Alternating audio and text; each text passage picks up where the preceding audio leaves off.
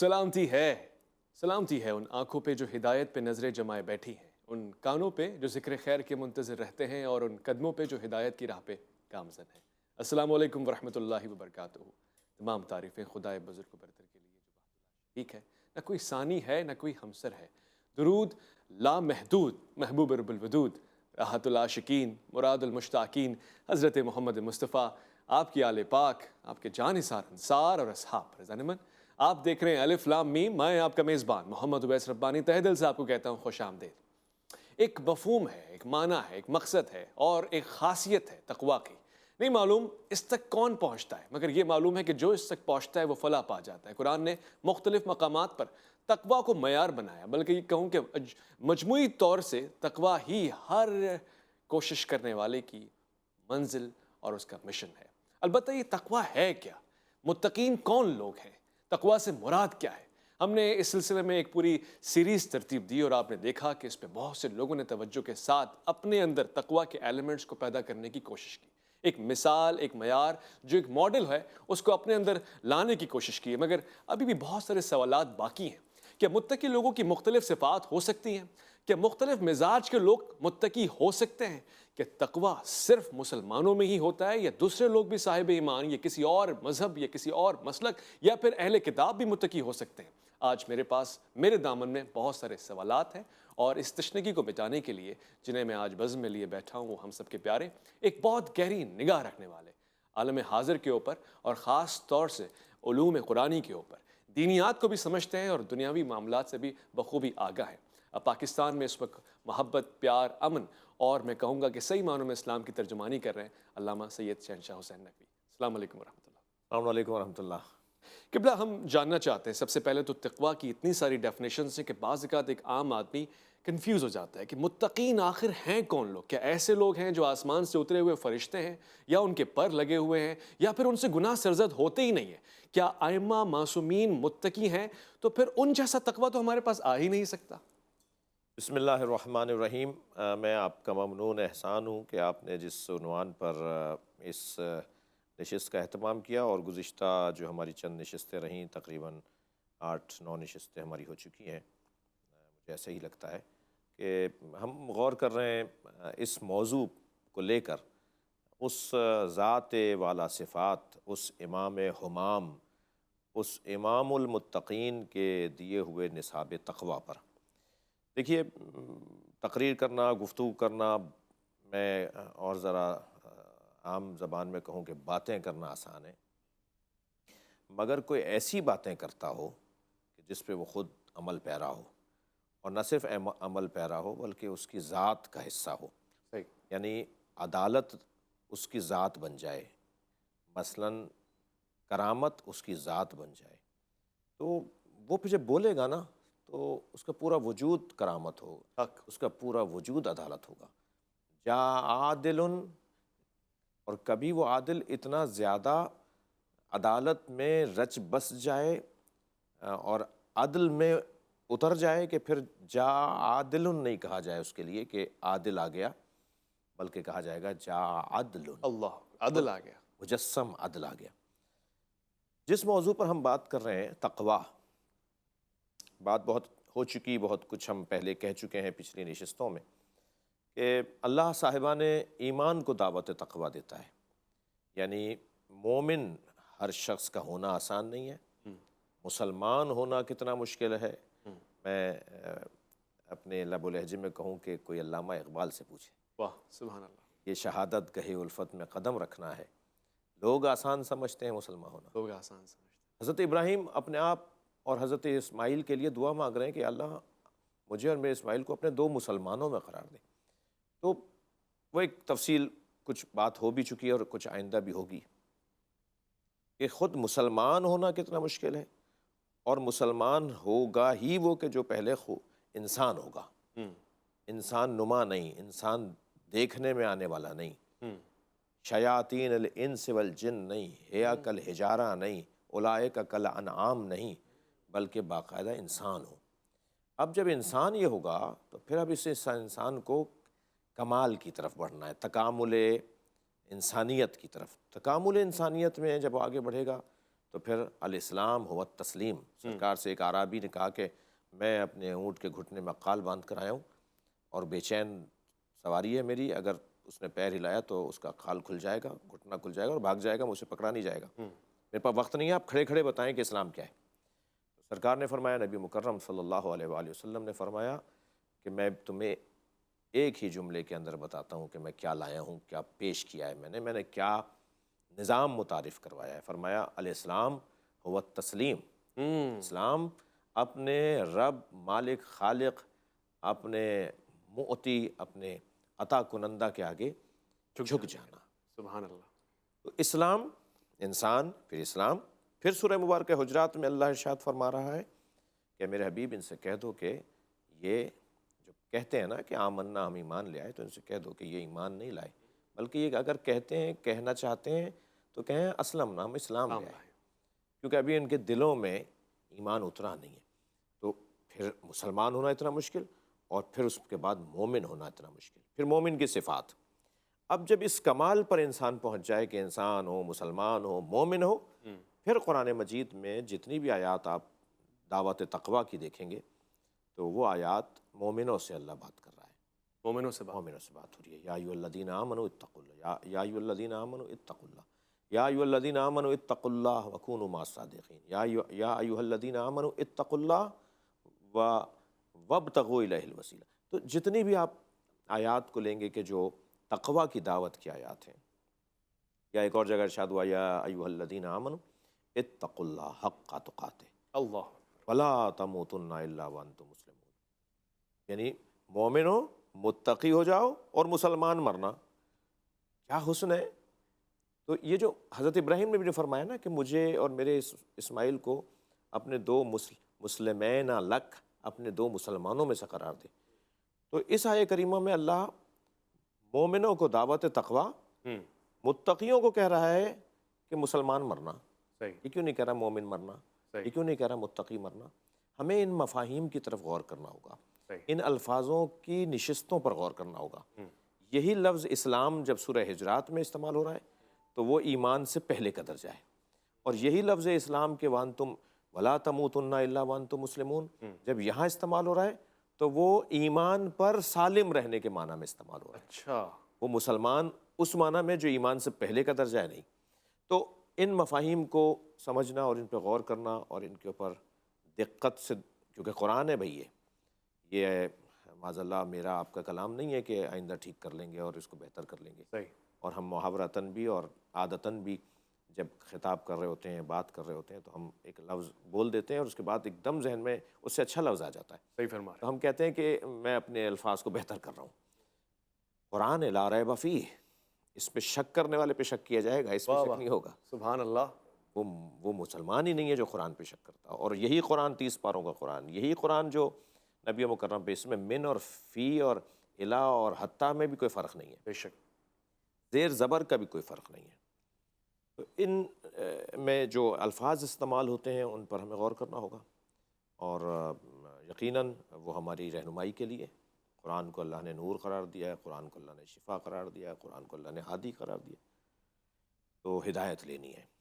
تو جہاں تک بات تقویٰ کے مفہوم کو سمجھنے کی ہے، تو وہ ذات، وہ امام وہ امام متقین جنہوں نے نہ صرف تقویٰ کے بارے میں کچھ فرمایا ہے، بلکہ وہ ساری باتیں جو انہوں نے فرمائی ہیں وہ ان کا وجود تھا، وہ اس کا ایک مجسم، ایک عنوان ہے مولا علی علیہ السلام. تو آپ نے نصاب تقویٰ کو مرتب کر کے دیا، جو ہم پچھلی نشستوں میں کہہ چکے ہیں کہ حضرت حمام ابن عبادہ یا بے روایت حمام ابن شریح، ایک نام کے دو اصحاب موجود ہیں، ایک کے والد کا نام عبادہ ہے، ایک کے والد کا نام شریح ہے. انہوں نے پوچھا مولا بتائیں کہ متقی کسے کہتے ہیں. حضرت نے تقویٰ کی تعریف کی اور پہلے اللہ کی حمد و ثنا کی. پہلے تو بات ہو چکی ہے، میں صرف تبرکاً دہرا رہا ہوں کہ مولا نے فتثاقل علیہ السلام عن جوابہ. راوی کہتا ہے جواب دینے سے علی بن ابی طالب نے گریز کیا، نہیں چاہ رہے، لگ رہا ہے کہ نہیں بتانا چاہ رہے، اور وہ بار بار کہہ رہا ہے کہ یا علی فرمائیے متقی کسے کہتے ہیں، اور آپ چاہ رہے ہیں کہ کوئی اور بات ہو جائے. تو پہلے تو یہ بات روشن رہے کہ ہمیشہ جواب نہ دینا جواب نہ ہونے کی دلیل نہیں ہے۔ واہ، ہمیشہ جواب نہ دینا جواب نہ ہونے کی دلیل نہیں ہے۔ یہاں پہ ایک مختصر سا وقفہ لے رہا ہوں، تجسس برقرار رہے، تشنگی مزید بڑی رہے، کیونکہ اب جواب آنے والا ہے۔ لوٹ کر آئیں گے الف لام میم میں، آپ کا انتظار ہے۔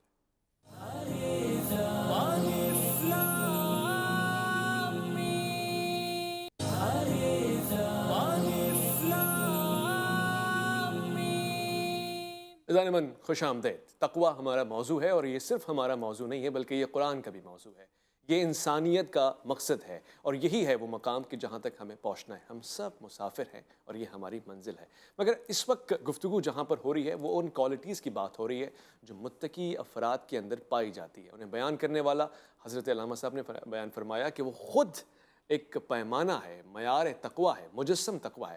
تو وہ جو گفتگو تھی جس پہ سوال پوچھا گیا اور آپ نے کچھ دیر اس میں ٹھہراؤ رکھا، اس کا سبب آپ اس سے پہلے بیان کر چکے۔ ٹھہراؤ کے بعد جو طوفان علم آیا وہ کیا تھا؟ طوفان علم، طوفان معرفت، طوفان مفاہیم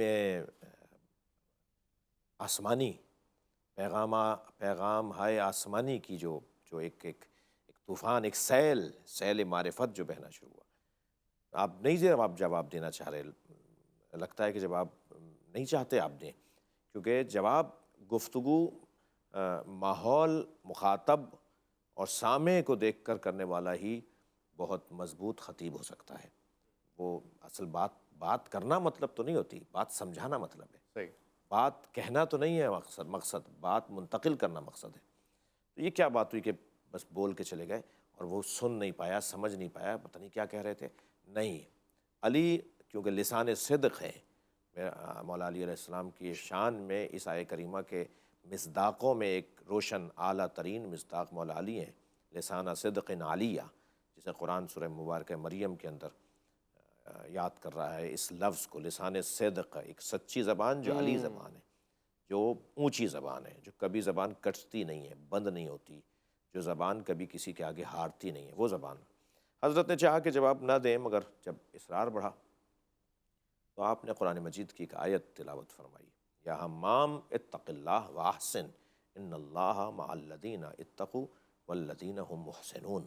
اے حمام، تقوی پروردگار اختیار کرو، نیکی کے کام کیا کرو، اور اللہ متقیوں کے ساتھ بھی ہے اور نیکوکاروں کے ساتھ بھی ہے۔ جب حضرت یہ آیت سنا چکے، بیان کر چکے، تو آپ نے پھر توقف فرمایا اور گویا دوسروں کی طرف دیکھ کر کوئی اور سوال لینا چاہتے تھے۔ فتساق، تو پھر جواب راوی کہتا ہے کہ فلم یقنا حمام اس بات پہ قانے نہیں ہوئے، اور پھر آواز دی، مولا بتائیے، مولا متقی کسے کہتے ہیں؟ ہم پر تو احسان کیا، بہت بڑا احسان کیا حضرت حمام ابن عبادہ نے کہ انہوں نے مولا سے یہ بات پوچھی۔ اب مولا علی نے پھر جواب دینا شروع فرمایا، ارشاد فرمایا، اور آپ نے پھر تقریباً 110 صفات کو بیان کیا کہ متقی کسے کہا جاتا ہے، اور پھر ان صفات میں کیا حسن ہے۔ ہو سکتا ہے آج کی نشست میں ہم پہلی دو صفات کو تو بیان کر چکے ہیں، تیسری صفت کے اوپر غور کریں۔ پہلی دو صفات کے اندر ہم بیان کر چکے ہیں کہ منطقہم الصواب، ان کا بولنا درست ہوتا ہے، جب وہ بولتے ہیں تو درست بولتے ہیں۔ بے شک، درست بولنے کے لیے درست سمجھنا ضروری ہے، درست بولنے کے لیے درست فہم ہونا ضروری ہے۔ صحیح۔ وہ درست بول ہی نہیں سکتا، وہ صحیح بول ہی نہیں سکتا جو پہلے خود صحیح سمجھا ہی نہ ہو۔ تو اب وہ نتیجہ مولا دے رہے ہیں کہ یہ، اور پھر اس کے بعد جو تیسری صفت، جو میں آپ سے اجازت چاہوں گا کہ آج ہم اس تیسری صفت پہ غور کریں۔ جو تیسری صفت مولا علی علیہ السلام نے بیان فرمائی متقین کی، اس میں آپ نے فرمایا وَمَشْيُهُمُ التَّوَاضُعُ، وَمَشْيُهُمُ التَّوَاضُعُ، ان کی چال، ان کا چلنا متواضعانہ ہے۔ اللہ اکبر۔ مشی ایک لفظ امام حسین علیہ السلام سے محبت کرنے والے گزشتہ چند سالوں سے زیادہ استعمال کر رہے ہیں، وہ ہے مشی۔ اب اس کو غلط کوئی مشی کہتا ہے، کوئی مشی کہتا ہے، صحیح لفظ جو ہے وہ مشی ہے۔ وَمَشْيُهُمُ التَّوَاضُعُ، مش میم پر ہم فتح دیں گے۔ مولا فرما رہے ہیں کہ ان کی چال متواضعانہ ہوتی ہے۔ میں چاہوں گا کہ اس کی ہم کتنے مختصر ترین دو لفظوں پر مشتمل ایک جملہ ہے، مشیہم ہم کی ضمیر جمع کے لیے ان کی چال، التواضع متواضع ہوتی ہے۔ دیکھیے میرے عزیز سامعین سے میں آپ کے توسط سے عرض کروں کہ مشی یعنی چلنا، جی پہلے تو یہ یاد رہے کہ ہمارا جو بدن ہے، ہماری جو باڈی ہے، یہ ترجمان ہے ہمارے احساسات، جذبات، صحیح۔ افکار کی۔ آپ نے بعض اوقات یہ دیکھا ہوگا کہ ایک دم چہرہ پھیکا پڑ رہا ہوتا ہے، آپ بات کسی اور سے کر رہے ہیں، چہرہ کہیں اور اتر رہا ہے۔ بالکل صحیح ہے، بالکل صحیح۔ وہ اندر کی جو کیفیت ہے وہ ہمارے بدن سے ظاہر ہوتی ہے، ہماری چہرے سے ظاہر ہوتی ہے۔ اور بعض لوگوں کی گفتگو سے آپ اندازہ لگا لیتے ہیں کہ یہ ہے کیا اور کون ہے۔ مثلاً بدن پہ دانے نکل رہے ہیں تو جگر کی گرمی، اندر جگر میں گرمی ہے جو بدن کے دانے نکل رہے ہیں۔ مثال کے طور پہ اگر آنکھیں سرخ ہو رہی ہیں تو یہ خون کا کوئی مسئلہ ہے۔ مثلاً اگر حلقے پڑ رہے ہیں تو یہ کوئی دل کی بیماری کی طرف۔ تو طبیب حضرات بدن کو دیکھ کر اس کے درون کا اندازہ لگاتے ہیں، اس کے اندر کا اندازہ لگاتے ہیں۔ ہمارا چلنا، ہمارا بولنا، پیر پٹخ کے چلنا یا دبے پیر چلنا، یا ہم جب کسی مقدس جگہ سے اور محترم جگہ سے، وادی مقدس سے جب باہر نکل رہے ہوتے ہیں تو ہم اپنی جوتیاں کیونکہ اتار کے گئے ہوتے ہیں تو اپنی جوتیاں چپلیں ہم، بعض لوگوں کو آپ نے دیکھا ہوگا کہ وہ ایک دم تڑاک سے زمین پر پھینکتے ہیں۔ جی یہ ان کا یہ عمل ان کے اندر کی ایک کیفیت کی علامت ہے۔ اچھا، بعض لوگ ڈھونڈ رہے ہوتے ہیں اچھی جگہ نہیں ملتی انہیں جہاں، تو وہ ناراض ہو کے چلے جاتے ہیں۔ ان کا یہ عمل ان کے درون کی علامت ہے۔ بعض لوگ تصاویر بڑی عامیانہ اس معنی میں کہ ہم کیونکہ معاشرے سے بات ہو رہی ہے، ہماری سماج ہمارا جن باتوں کو سمجھے گا میں وہ والی باتیں کروں۔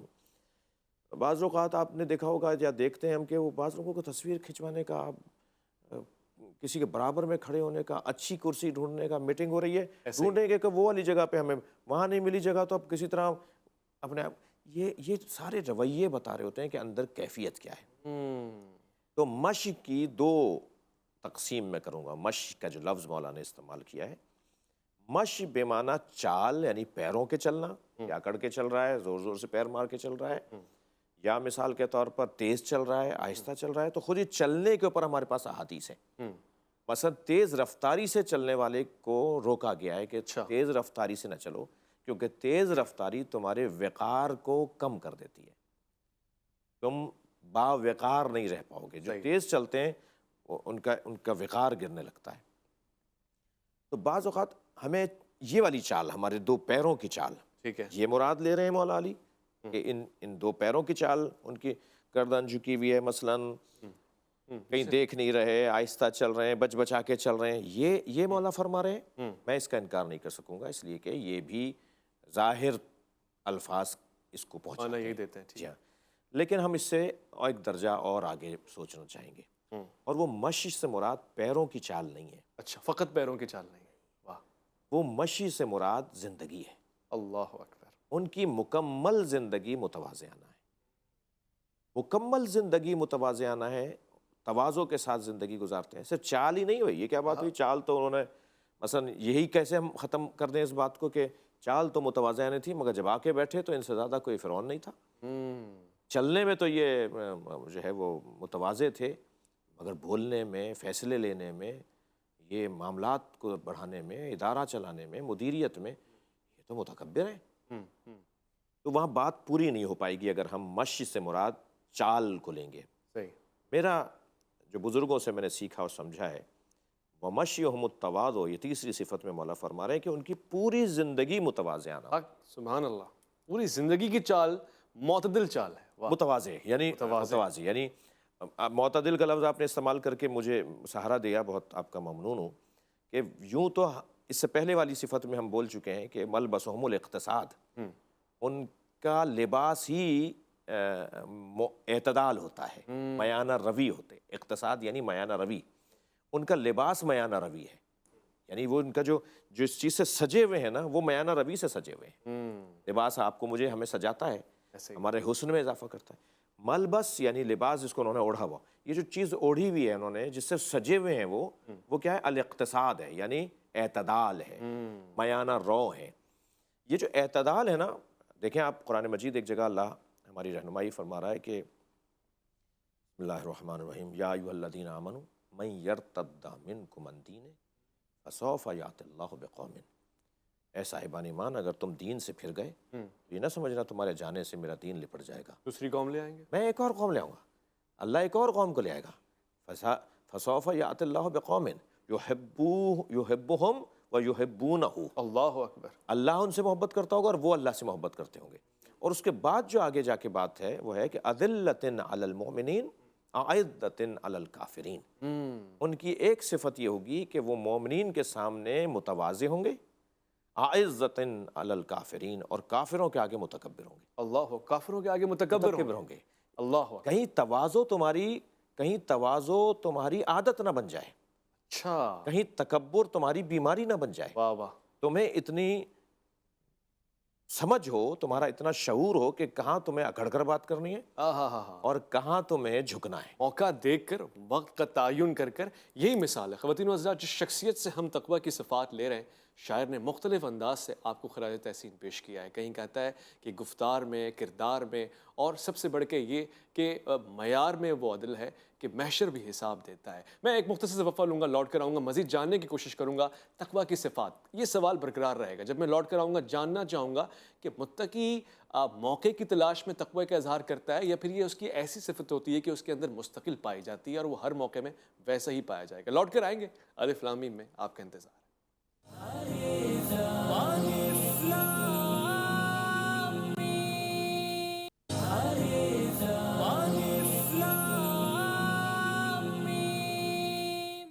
اللہ رے گفتار و کردار و رخ بو تراب، رفتار میں وہ عدل کے محشر بھی دے حساب۔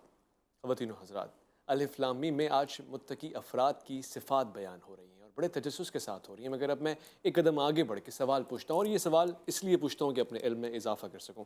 علامہ صاحب، ہم کیا یہ کہہ سکتے ہیں کہ متقی افراد فقط مسلمانوں میں ہوتے ہیں؟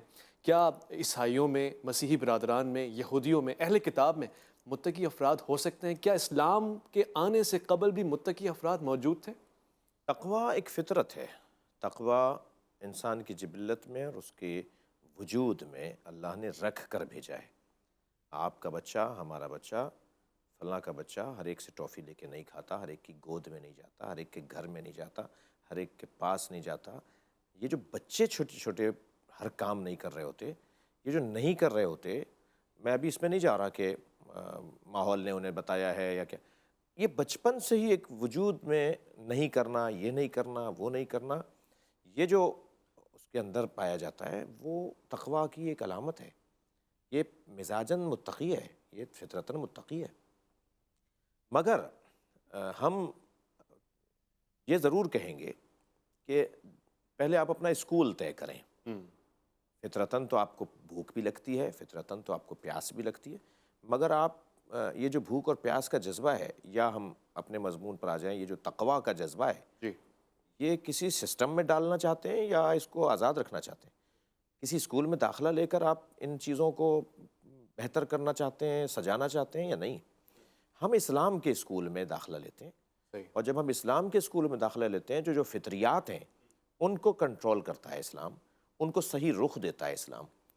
ورنہ فطری طور پر ہر ماں اپنے بچے سے پیار کرتی ہے، تو یہ جو پیار کا جذبہ ہے یہ اسلام لے کر نہیں آیا ہے، یہ فطرت میری مراد شریعت لے کر نہیں آئی ہے، یہ فطرت لے کر آیا ہے۔ صحیح ہے۔ یہ جو پیاس ہے، یہ جو بھوک ہے، یہ شریعت لے کر نہیں آئی، یہ فطرت لے کر آئی۔ فطرت نے جب کہا کہ فطرت نے جب بتایا کہ تمہیں بھوک اور پیاس تمہارا وجود ہے، تو کیا ہر چیز کھا لیں، ہر چیز پی لیں؟ یہ شریعت بتائے گی۔ یہ شریعت بتائے گی۔ تو جب ہمارے وجود کے اندر تقویٰ یعنی پرہیزگاری، یعنی منہیات، یعنی احتیاط، یعنی پرہیز، یعنی احساس، یعنی توجہ، یہ چیزیں جب ہماری فطرت کا حصہ ہیں، تو اب شریعت آ کر، اسلام آ کر، قرآن آ کر، مولا نبی آ کر، مولا علی آ کر بتائیں گے کہ جو تمہاری فطریات ہیں ان کو اس رخ پہ لے کے چلو۔ اس کے مخالفت میں وہ نہیں لے کے جائیں گے، اسے اور بہتر کریں گے، اس کا نصاب مرتب کریں گے۔ لہٰذا یا ایھا الذین آمنو کے بعد اتقوا اللہ ہے۔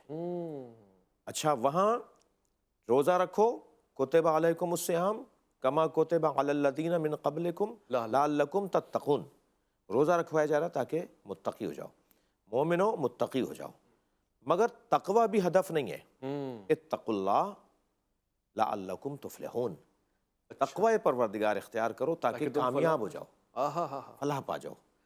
تو یہ جو منازل ہیں، یہ جو مراتب ہیں، یہ جو کیفیات ہیں، ان میں جو سمجھا ہوں قرآن و حدیث سے بات کو، وہ یہ کہ تقوی فطرت ہے، مگر اس فطرت کو سنوارنا، سجانا، تکامل کے مراحل سے گزارنا، یہ شریعت کا کام ہے، اچھا یہ قرآن کا کام ہے، یہ اللہ کے نبی کا کام ہے، اور نبی نے اپنے خاص شاگرد یعنی مولا علی علیہ السلام کو یہ لعاب دہن سے جو علم منتقل کیا ہے تو علی بتائیں گے، اور وہ صاحب ولایت کبریٰ بتائے گا، وہ ولایت مطلقہ رکھنے والی ذات مولا علی، ہر اللہ کا ولی مولا علی علیہ السلام سے اپنی وابستگی، اپنی ترقی کا سبب جانتا ہے، یعنی کوئی شاید سلسلہ ہو جو مولا علی کے بغیر وہ ولایت کے درجوں کو پانے کی کوشش کرتا ہو، مولا علی کے ذریعے سے، تو وہ جو ولایت تک پہنچنا ہے، وہ جو صاحب اختیار ہونا ہے، وہ جو بارگاہ ایزدی میں مقام اور منزلت